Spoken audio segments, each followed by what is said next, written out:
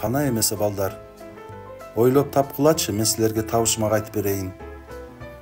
Жар бооруна жармашат, күндүзү учпайт, арданат. Ойлоп тапчы, бул эмне? Кийими жок. Туура, жарганат.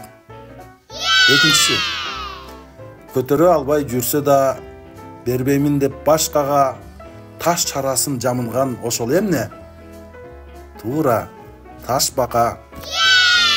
Үчүнчүсү, коркуп баары тийбеген, бүт денеси ийнеден.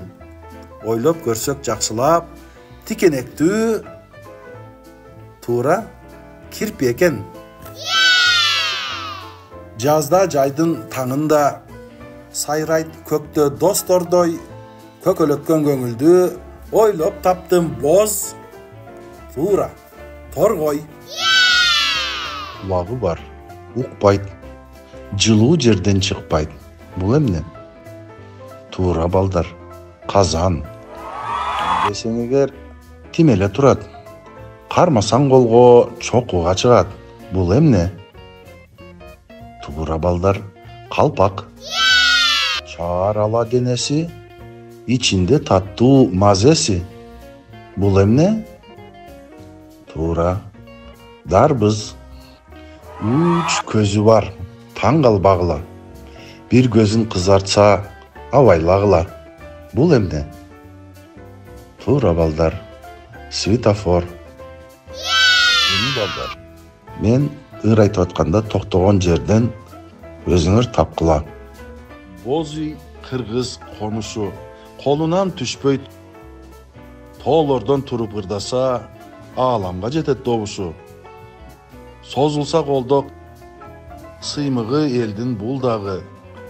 Чертип тартса, уккандын сүйөт кулагы. Калпак кыргызга жарашат, кызыгып баары карашат. Алкынтып инсем деп, кыргыздын баары самашат. Бул табышмакты мөмө жемиштерден тапсаңар болот балдар. Чаар ала денеси, баласынын ичинде энеси. Туура балдар, бул дарбыз. Ургудан кайра дарбыз жаралгандыгы үчүн дарбыздын ичиндеги урук энеси деп айтылган. Мынакей балдар, ушундай кызыктуу дагы да табышмак жомокторду биздин каналдан таап аласыңар.